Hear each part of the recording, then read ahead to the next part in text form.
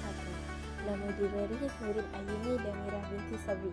Tajuk saya pada hari ini ialah nama-nama lain bagi bulan Ramadan. Terdapat banyak nama-nama lain, tetapi dalam video kali ini saya hanya sebutkan 3 sahaja. Yang pertama, Syahrul Barakah ataupun Syahrul Mubarak, bermaksud bulan yang penuh dengan keberkatan.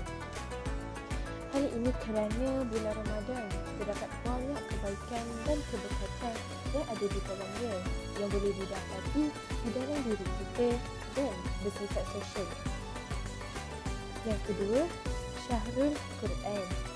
Ramai orang berfikir bahawasanya Ramadan ini istimewa kerana penurunan Al-Quran, tetapi sebenarnya tidak.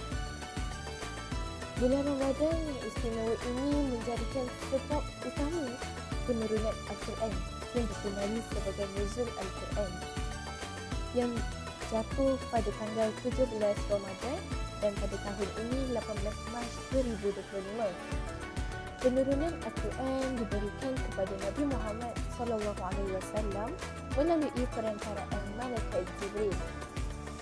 Al-Quran diturunkan bagi menjadi petunjuk kepada manusia tentang perkara yang hak dan yang batil. Terakhir, Syahrul Ghufran, iaitu bulan pengampunan. Allah SWT telah menutup serapat-rapatnya pintu neraka dan telah membuka seluas-luasnya pintu taubat bagi umat Islam. Selain itu, menjadi pembebasan dari neraka bagi orang-orang yang meminta ampun atas dosa-dosa yang mereka lakukan ketika mereka hidup.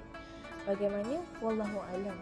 Tetapi bagi kita yang masih hidup di muka bumi ini, di dunia ini, janganlah pernah sesekali kita lalai dan sentiasalah kita berdoa kepada Allah SWT bagi mengampunkan dosa kita dan menerima taubat kita. Ketika bulan Ramadan tiada hijab yang ditutup. Oleh itu, kita teruslah berdoa kepada Allah dan doa insya-Allah akan dimakbulkan. Itu sahaja daripada saya. Sekian wabillahi taufiq wal hidayah. Wassalamualaikum warahmatullahi wabarakatuh.